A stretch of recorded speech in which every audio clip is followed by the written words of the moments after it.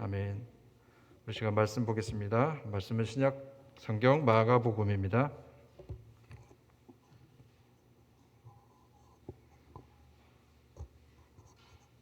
신약 성경 마가복음 4장 35절에서 41절까지 말씀입니다.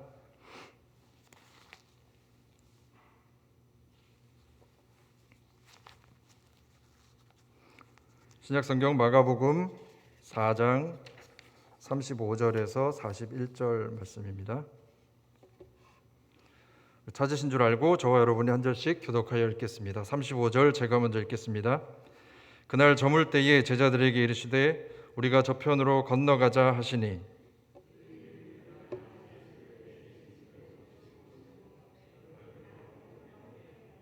큰 광풍이 일어나며 물결이 배에 부딪혀 들어와 배에 가득하게 되었더라.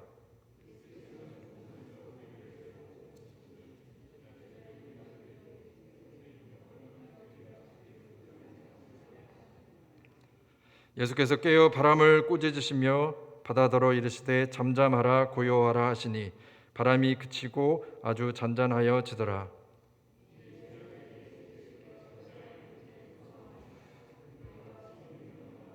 함께 읽겠습니다. 그들이 심히 두려워하여 서로 말하되 그가 누구이기에 바람과 바다도 순종하는가 하였더라.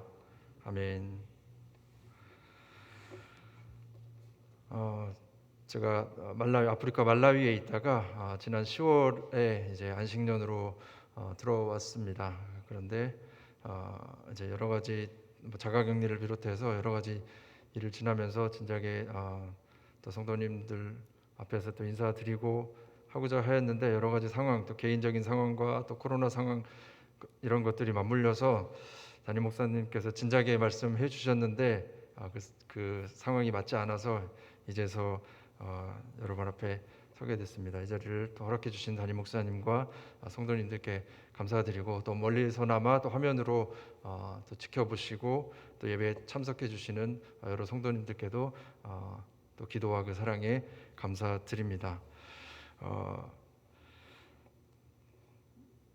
지금 코로나 상황으로 성도님들을 이렇게 자유롭게 만나지 못하고 저도 이제 10월에 들어왔는데 이렇게 후원해 주시는 뭐 교회나 목사님들도 계시고 또 지인들도 있는데 코로나 상황으로 아직까지 이렇게 자유롭게 만나지 못하고 우리 성도님들도 이렇게 자유롭게 교제하지 못함이 참으로 안타깝습니다. 그러나 이 상황이 곧 지나가고 정말 좀 더 자유스러운 상황 가운데서 이렇게 좀 더 많은 교제와 이야기 나눌 수 있는 날들이 오기를 곧 기대를 합니다.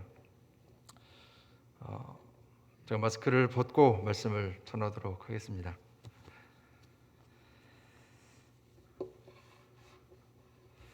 지금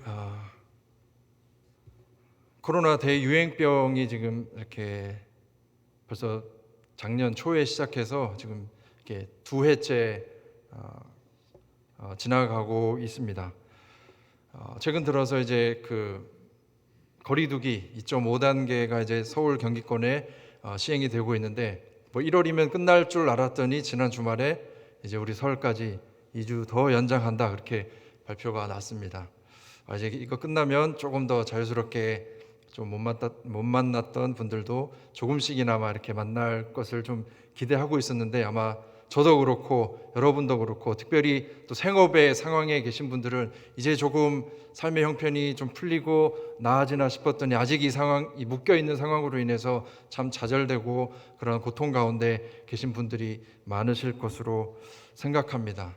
뭐 누구나 할 것 없이 이 상황에 모두가 또 교회는 교회대로 또 개인의 상황은 상황대로 모두가 이 어려움의 시간들을 보내고 있습니다. 제가 두고 온 말라위도 최근에 상황이 많이 심각해져서 이렇게 여기 와서 소식을 계속 듣고 있는데요. 최근에 원래 이렇게 확진자들이 나오고 있었지만 최근 올해 초에 그 장관 2명이 코로나로 인해서 목숨을 잃었습니다. 그것으로 인해서 이제 정부가 조금 이렇게 뒤집히고 나라의 상황이 심상치 않다는 것을 인지를 하고 막 검사를 제대로 하고 했더니 확진자가 막 1,000명이 넘어가고 이렇게 돼서 지금 준 비상사태의 상황에 있다고 합니다. 그래서 지금 뭐 상점들이나 이런 것도 운영 시간을 대폭 단축을 하고 학교도 계속해서 지금 오픈을 못 하고 지금 제가 원래 일하고 있던 대학도 1월 한 20일 진작에 개학을 했어야 되는데 원래 한 1, 2주 밀렸다가 다시 좀 무기한 입학이 아니지 개학을 이렇게 연장을 하고 있는 상황입니다. 그래서 모두가 지금 코로나로 인하여서 두려움과 그 걱정과 고통 가운데 살고 있는 상황을 우리가 보게 됩니다. 뭐 이렇게 여러 상황들을 보게 되면 정말 세계적으로 유례가 없는 이 대유행병 앞에 모두가 정말 어쩌면 무기력하고 이 나약한 이 상황들을 보내게 됩니다. 우리가 오늘 마가복음 4장의 말씀을 읽었습니다. 오늘 우리가 읽은 이 본문에서도 우리와 상황은 다르지만 어떤 어려움 앞에 이렇게 맞닥뜨려서 정말 울부짖고 그 두려움 앞에 서 있는 사람들을 우리가 발견하게 됩니다. 바다에 타고 있던 제자들입니다. 그들은 폭풍으로 인하여서 두려움 가운데 있었습니다. 비록 우리와 처한 상황은 다르지만 우리가 오늘 본문의 말씀을 통하여서 이들이 어떠한 두려움에 있었고 이들은 그 두려움을 어떻게 바라보고 나아갔으며 그것이 우리에게 주는 어떤 교훈과 또한 도전이 무엇인지 오늘 짧은 시간을 통하여서 우리 같이 한번 살펴보기를 원합니다. 먼저 우리 본문 첫 구절에 그날 저물 때에 제자들에게 이르시되 우리가 저편으로 건너가자 이렇게 말씀을 하십니다. 사실 이 본문은 여러분들이 이제 새벽기도 계속 나오시면 누가복음 8장 9장에 이렇게 이어서 나오는 이렇게 평행 본문입니다. 그러나 이제 가장 좀 구체적으로 묘사되어 있는 본문이 오늘 우리가 읽은 이 마가복음 4장에 기록된 본문입니다. 그래서 새벽기도의 말씀을 들으신 분들은 이 말씀이 이 맥이 더욱 조금 친근하게 다가오실 것으로 생각합니다. 예수님께서는 이 갈릴리 지방에서 주로 공생의 사역을 많이 하셨습니다. 그리고 오늘 이 본문까지도 이 갈릴리 지역에서 그의 사역을 하셨습니다. 그의 사역이라고 한다면 하나님 나라를 전파하고 가르치고 고치고 전파하시는 그러한 사역들을 계속해서 해오셨습니다. 그리고 하루가 저물어 갈 때에 예수님은 제자들에게 이제 우리가 여기서는 사역을 오늘 여기까지 하고 이제 건너가서 또 우리가 사역 복음을 전하는 하나님의 나라를 전파하는 그러한 사역을 하자라고 말씀을 하셨습니다. 여기서 나온 이 저편은 이제 바로 이어지는 5장 첫 구절을 보게 되면 우리가 알 수 있는데 그곳은 바로 거라사인 지역이라고 나옵니다. 이 본문에 이 성경에 복음서에 자주 등장하는 이 갈릴리 호수는 이 크기가 어쩌면 갈릴리 호수라고도 하고 또 어디에서는 바다라고도 합니다. 왜냐하면 그 크기가 한쪽 편에 서 있으면 그 다른 쪽 끝이 아마 잘 안 보였을 크기였을 것입니다. 그 크기가 대략 약간 계란 모양처럼 되어 있는데 위아래 세로가 한 21km 그리고 이 폭이 한 12km 정도 되는 그 정도 되는 호수입니다. 그러니까 한쪽에 서 있으면 그 끝이 안 보이기 때문에 마치 보이는 것이 바다와 같은 것이기 때문에 어디에서는 갈릴리 호수, 어디에서는 갈릴리 바다라고 이렇게 표현을 합니다. 그래서 이 갈릴리 호수를 건너가서 거라사인 지방에 가게 되면 우리가 누가복음을 통해서도 봤지만 그곳에서 귀신 들린 자를 고치고 또한 혈루병 걸린 여인이 낫는 그러한 사건이 일어나고 또한 회당장 야이로의 딸이 죽음에서 생명으로 이렇게 일어나는 그러한 장면들이 계속해서 이어지는 것을 보게 됩니다. 우리는 이 짧은 부분들을 통하여서 예수님이 누구신지 우리는 본문을 통해서 보게 됩니다. 예수님은 바로 귀신을 내어쫓고 그리고 병을 고치시며 또한 심지어 죽은 자를 죽음에서 일으키시는 그 모든 권세를 이기시는 그분이 바로 예수님이라는 것을 우리는 이 성경 본문들을 통해서 말씀을 하고 계십니다. 그리고 그 전에 오늘 본문에서 또한 특별히 말씀하시는 예수님에 대한 그러한 부분들이 있습니다. 바로 그 상황은 이제 그 제자들과 예수님이 함께 배에 탔는데 이제 큰 폭풍이 일어난 그 상황 가운데 어떤 일이 일어나고, 이 상황 가운데 과연 예수님은 어떠한 예수님으로 또한 어떤 일을 하시고 있는가 하는 것이 오늘 우리가 읽은 본문에 묘사되어 있습니다. 이 우리가 오늘 본문의 상황, 본문의 위치로 처한 이 갈릴리 호수는 아까 제가 크기를 잠깐 말씀드렸죠. 작지 않은 큰 크기입니다. 그런데 이 지리적인 상황으로 보면 이 갈릴리 호수는 약간 분지형에 처해 위치한 호수입니다.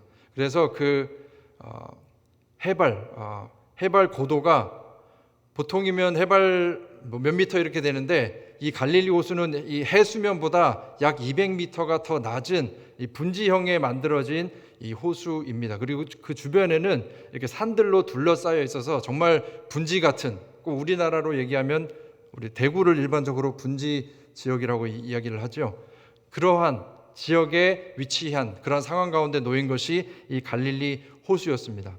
여러분들 분지에 가게 되면 이 산들을 넘어오는 이 바람들 때문에 가끔 예상치 못한, 그리고 급몰아치는 이러한 바람들이 생기게 됩니다. 그러한 상황으로 인해서 이 갈릴리 호수에는 정말 수시로 이렇게 폭풍, 그만 큰 파도와 바람이 일어나는 때가 자주 있었습니다. 오늘 본문에서도 그러한 상황 가운데 한 장면이 연출되고 있는 것입니다. 제가 사역하고 있는 곳에도 아주 아름답고 좋은 호수, 말라위 호수라고 있습니다. 아프리카에서는 3대 호수에 꼽히는 아주 아름다운 호수입니다. 나라는 말라위가 굉장히 작은 나라지만 자연적으로는 아프리카의 3대 호수가 있고, 아프리카에서 두 번째로 높은 산이 그 말라위에 위치해 있습니다. 그래서 이 호수를 끼고 많은 사람들이 정말 이렇게 위안을 받고, 또 그것을 통해서 많은 사람들이 생계를 유지하는, 어쩌면 삶의 원천이 되는 그러한 말라위 호수로 사람들이 그렇게 인식을 하고 그렇게 사람들이 사랑하는 곳입니다. 이 갈릴리 바다에 있었던 사람들, 특히 이 주변에는 정말 고기를 낚는 이 어부를 생업으로 하는 사람들이 많이 있었습니다. 우리가 잘 아는 베드로를 비롯하여서 이 예수님의 제자들 중에서도 이 어부 출신들이 있습니다.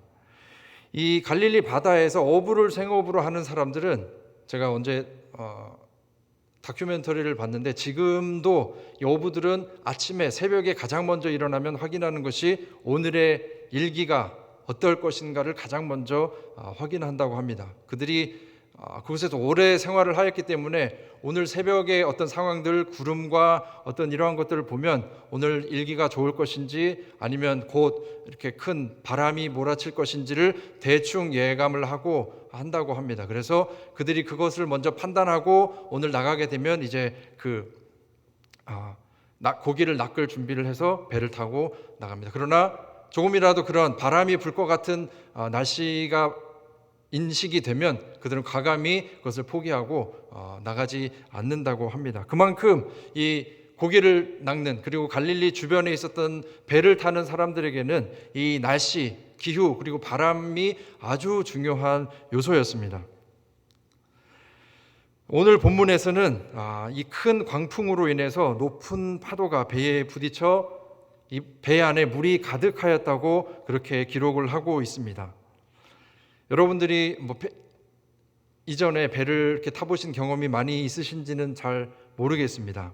여러분들이 만약에 배를 타셨는데 이렇게 큰 바람이 불고 파도가 쳐서 그냥 배가 흔들리는 정도가 아니라 배 안에 막 물이 들이치고 배 안에 물이 이렇게 차오르는 상황에 처해 있다고 여러분들의 상황을 가정을 한다면 여러분들의 마음과 여러분들의 생각은 어떻겠습니까? 결코 평안하지 않을 것입니다. 오늘 본문에서도 이 배를 타고 있는 이 제자들이 굉장히 불안해했습니다.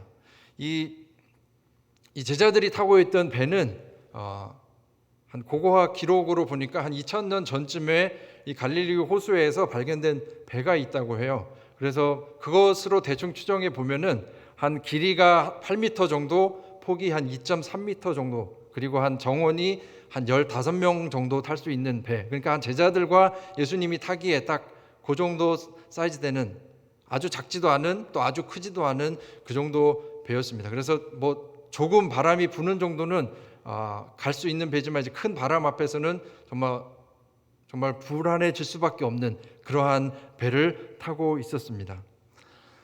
제가 대학생 때 낙도 선교를 한 몇 번, 정확히 말하면 2번을 가본 적이 있습니다. 그런데 낙도 선교를 갔었을 때 이렇게 큰 파도 앞에서 정말 배를 띄우지 못하고 정말 짐을 다 실었는데 너무 그렇게 비바람이 몰아치고 파도가 높게 쳐서 정말 그것을 뭐 이렇게 막을 치고 했는데도 어찌할 수 없어서 막 출발이 지연되고 또 들어가서 나올 때에도 이렇게 바로 나오지 못하는 그러한 상황들을 경험했던 적이 있습니다. 저는 뭐 이 오늘의 본문에 등장하는 이러한 상황까지는 아니더라도 간접적으로 배에서 그 바다 가운데서 그렇게 큰 풍랑이 칠 때 얼마나 그렇게 위급하고 불안한 상황이 되었을까 간접적으로는 짐작은 해보게 됩니다.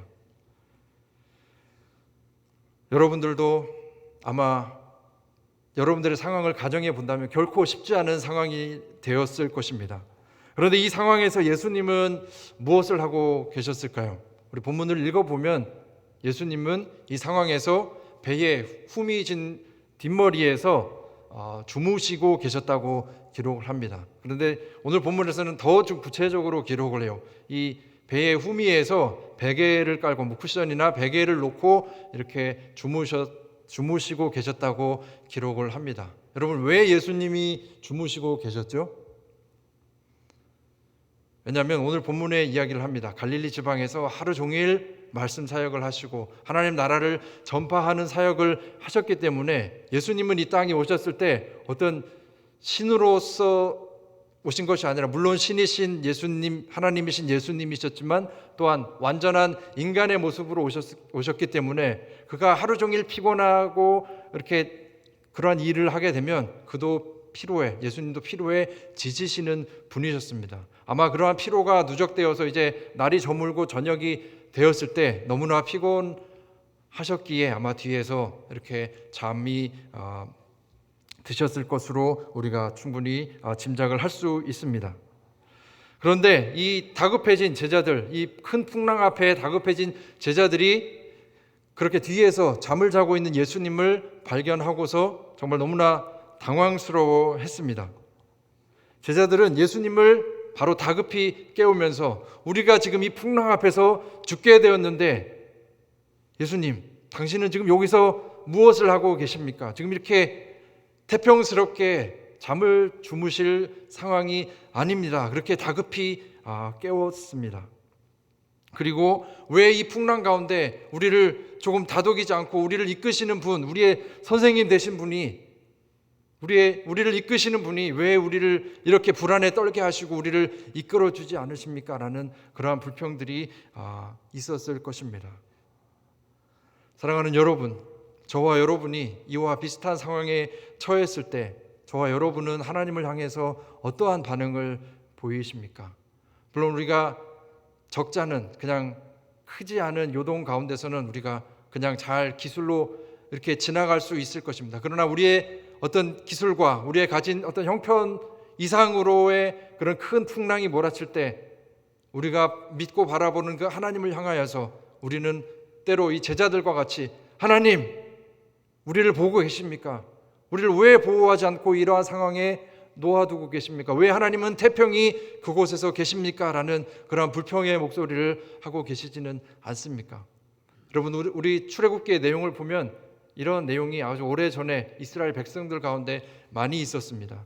하나님께서는 그의 사람 모세를 통하여서 이스라엘 백성들을 그 애굽의 속박 가운데서 건져내시고 이렇게 광야를 통하여서 가나안 땅으로 가는 그 긴 정말 여정으로는 짧은 길이었지만 그 40년의 시간 동안 그 광야를 지나감에 있어서 그들이 필요가 끊기고 먹을 것이 없고 목마를 때에 그들은 그들의 지도자를 통하여서 궁극적으로 하나님을 향하여서 내가 목마릅니다. 내가 먹을 것이 없습니다. 힘들어 죽겠습니다. 우리가 여기서 어떻게 삽니까? 수시로 그들은 하나님을 향하여서 원망하고 불평했던 자들이 바로 이스라엘 백성들입니다. 그들은 하나님을 모르는 사람들이 아니었습니다. 하나님을 이미 경험하고 아는 사람들이었습니다. 그럼에도 불구하고 그들이 그 삶의 궁핍한 형편에 처하고 그들의 풍랑 앞에 놓였을 때 그들은 반복해서 하나님을 향해서 불평하고 원망하는 그 자리에 있었던 사람들이 바로 이스라엘 백성들이었습니다. 저와 여러분이 이러한 비슷한 자리에 놓일 때가 얼마나 많은지 돌아볼 수 있기를 바랍니다. 이스라엘 백성들은 그 결과로 인하여서 그 자리에서 심판을 받기도 하고 또 정말 큰 그림으로서는 그들의 믿음의 연약으로 인하여서 그들의 부족함으로 그들의 죄로 인하여서 가나안 땅을 눈앞에 두고 그들이 가나안 땅을 들어간 자가 없었습니다. 여러분, 오늘 이 처한 이 배에서 정말 큰 풍랑을 만나는 이러한 상황, 이러한 비슷한 상황이 구약의 어떤 성경에 기록되어 있는 것을 여러분 혹시 이렇게 떠올리실지 모르겠습니다. 이러한 비슷한 상황, 배가 막 흔들리고 그 다음에 큰 풍랑이 일었었는데 한 사람이 배 한쪽에서 자고 있어요. 누구죠? 요나 선지자. 우리는 그 요나서 첫머리에 이 비슷한 상황을 우리는 보게 됩니다. 상황이 아주 비슷합니다. 배에 사람들이 탔고 요나도 탔는데 요나는 이제 그 배에 탔을 때는 정말 이렇게 오늘 예수님과 제자들은 정말 다른 곳에 건너가서 정말 그 하나님의 나라를 전파하는 사역을 이어가시고자 그 배를 탔지만 이 요나는 하나님의 명을 거스려서 니느웨로 가서 그들에게 회개를 촉구하고 하나님의 복음을, 하나님의 말씀을 전하라는 그 말씀을 거스르고 배를 타고 다시스로 가고자 그렇게 배를 탔는데 결국 큰 풍랑이 일었고 이제 그 모든 사람들이 이 큰 풍랑 앞에서 막 동요하면서 우리의 각각의 신에게 도움을 청하자. 그리고 자고 있는 한 사람을 발견합니다. 그것이 요나였습니다.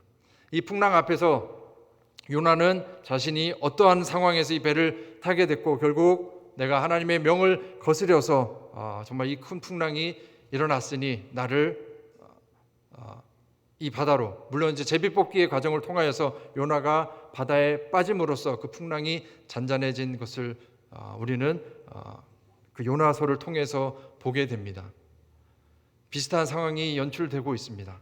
그러나 오늘 우리 본문을 통해서 요나는 자신이 빠짐으로써 정말 하나님께서 그 폭풍을 잠잠케 해주셨습니다. 그러나 오늘 예수님께서는 그 폭풍을 친히 진두지휘하시고 그 폭풍을 꾸짖으시며 잠잠케 하시는 것을 우리가 볼 수 있습니다. 우리 담임 목사님께서 여러 번 강조해서 말씀하시지만 우리가 구약을 볼 때에 우리가 어떤 구약의 선지자들, 어떤 영웅들의 그런 위대한 면면을 보는 것이 아니라 우리가 구약을 통하여서 우리는 궁극적으로 드러내고자 하는 그 예수님, 그리고 우리가 복음을 볼 수 있기를 원합니다. 오늘 이어지는 이 본문에서 39절입니다. 제가 39절 한번 읽겠습니다. 예수께서 깨어 바람을 꾸짖으시며 바다더러 이르시되 잠잠하라 고요하라 하시니 바람이 그치고 아주 잔잔하여 지더라. 예수님은 이 성난 바람을 향하여서 잠잠하라 고요하라 라고 명령하셨습니다.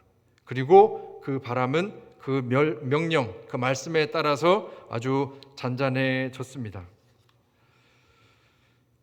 여러분들, 이 큰 풍랑을 말씀 하나로 이렇게 잔잔하게 할 수 있는 사람은 사실 없습니다.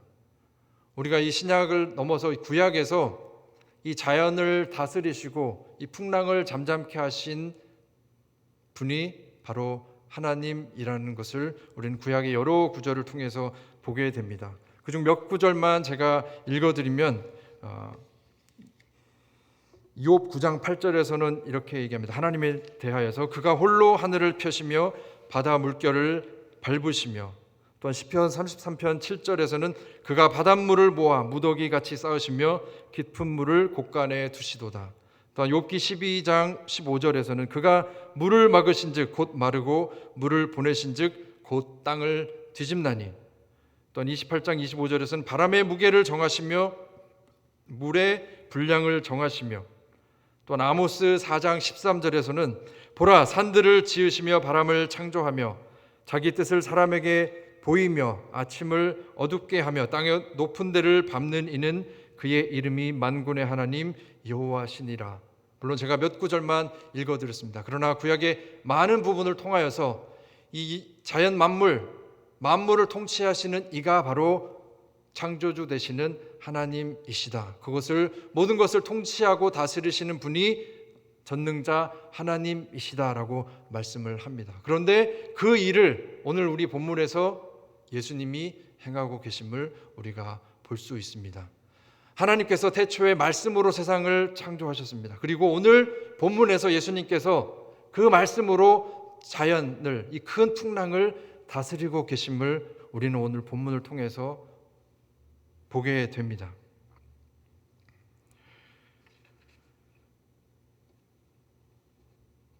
그리고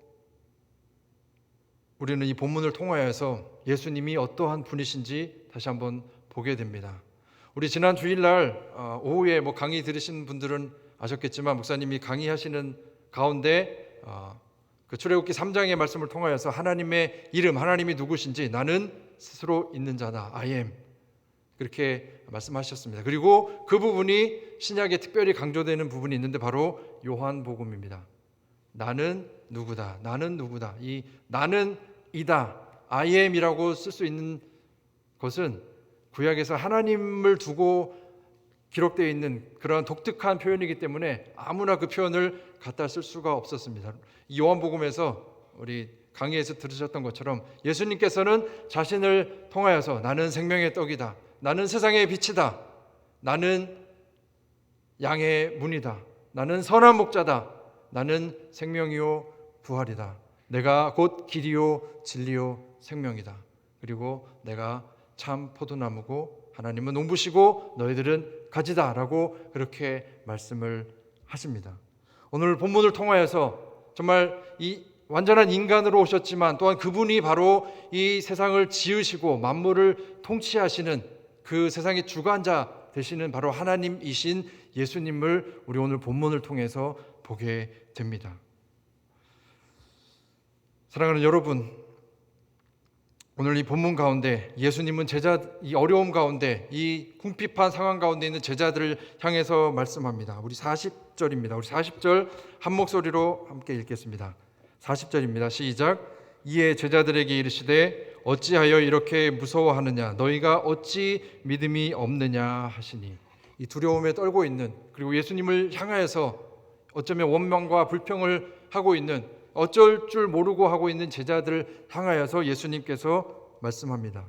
어찌하여 이렇게 무서워하느냐, 너희가 어찌 믿음이 없느냐라고 말씀을 하십니다. 우리 삶 가운데 많은 문제들이 있습니다. 건강의 문제들, 부부의 문제, 자녀의 문제, 또 사업의 문제, 진로의 문제, 진학의 문제, 또 직장의 문제, 또 관계의 문제, 여러 문제들이 우리 삶 가운데 있을 것입니다. 이러한 여러 삶의 부분에서 이 본문의 상황과 같이 정말 크고 작은 폭풍이 불고 있다면 여러분들은 그 폭풍을 향하여서 그것을 어떻게 바라보고 또 어떻게 반응하고 계십니까?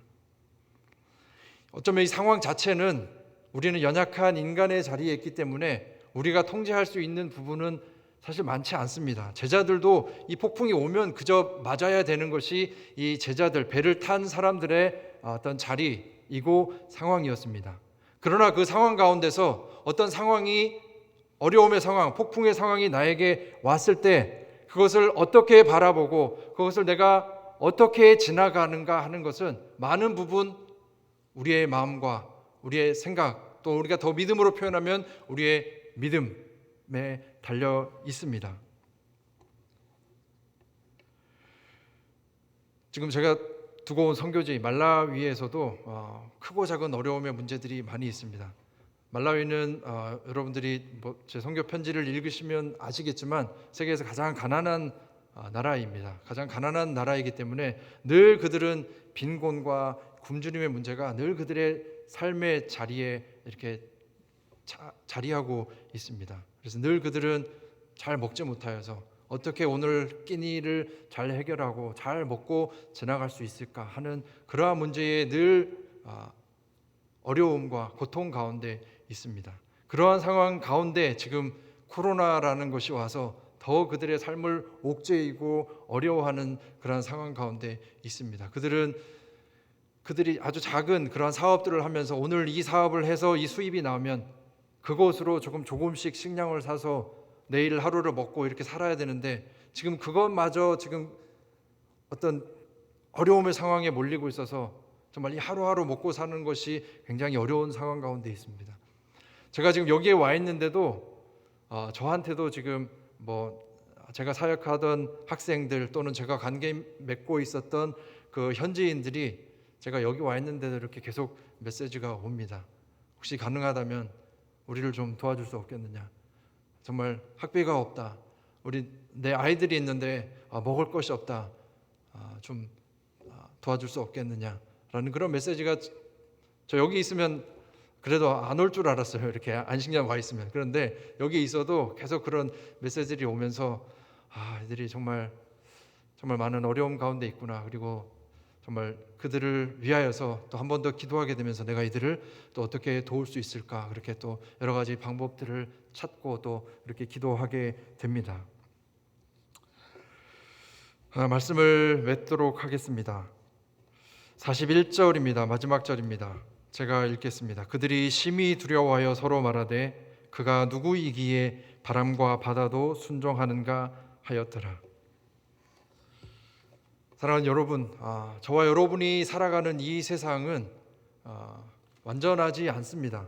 우리가 모두가 바라는 좋은 일만 있는 곳이 아닙니다. 이 세상은 죄로 인하여서 오염된 이 세상이기 때문에 우리가 즐겁고 행복한 일도 있지만 그와 동시에 아주 어렵고 그런 고통과 질병과 재난들이 함께 공존하는 것이 바로 우리가 살아가는 이 세상입니다. 이 세상은 밝은 낮도 있지만 어두운 밤도 있고 또한 곧은 길이 있으면 또 굽어진 길이 있고 평평한 데가 있으면 또 골짜기가 있는 곳이 우리가 살아가는 이 세상입니다. 그렇기 때문에 성경에서도 우리가 살아가는 이 세상이 결코 녹록하고 너희들이 늘 행복할 것이다 라고 말씀하지 않습니다. 너희가 살아갈 때 너희 가운데 고난이 있을 것이고 또한 너희 가운데 역경이 있을 것이고 시련이 있을 것이다 라고 그렇게 우리에게 가르쳐 주고 있습니다. 어쩌면 우리가 지나가고 있는 이 코로나라는 상황이 우리 삶 가운데 어떤 크고 작은 우리 삶의 장애와 또한 어려움을 주고 있는 이 상황이 아닐까 생각이 됩니다. 그리고 이러한 상황으로 인하여서 우리가 때로 정말 이 어려움과 폭풍들 앞에서 우리의 무기력함을 발견하게 되고 우리가 두려움과 걱정 가운데 사로잡혀 있는 우리의 모습을 보고 있음을 우리가 보게 됩니다. 여러분의 상황은 어떠신지 여러분 스스로에게 한번 물어보시고 확인하는 이 자리가 되었으면 합니다. 그렇다면 이 삶의 크고 작은 이 폭풍들을 만났을 때 이 저와 여러분이 어떻게 반응하고 그것을 어떻게 바라보아야 하겠습니까? 말씀드렸듯이 이 폭풍이 왔을 때 우리가 그 상황은 어떻게 하지 못하지만 우리의 시선을 어디에 고정하고 우리가 그 상황을 어떻게 지나가는가 하는 것은 많은 부분 우리에게 달려 있습니다. 우리가 그것을 어떻게 하진 못하지만 우리가 어떠한 방향을 가지고 어떠한 믿음의 어떠한 믿음의 눈과 방향으로 그 상황을 지나갈 수 있는가 하는 것은 우리의 마음과 믿음에 달려 있다고 하는 것입니다. 이 오늘 본문의 제자들, 이 큰 폭풍의 상황 가운데 처해 있던 이 제자들은 정말 그 폭풍 너머에 계신 그들과 함께 계셨던 예수님, 그리고 예수님이 그 하실 일들을 바라보지 못하고 그들 눈앞에 처해 있는 그 폭풍만을 바라보면서 두려움의 그 상황 가운데 처해 있었습니다.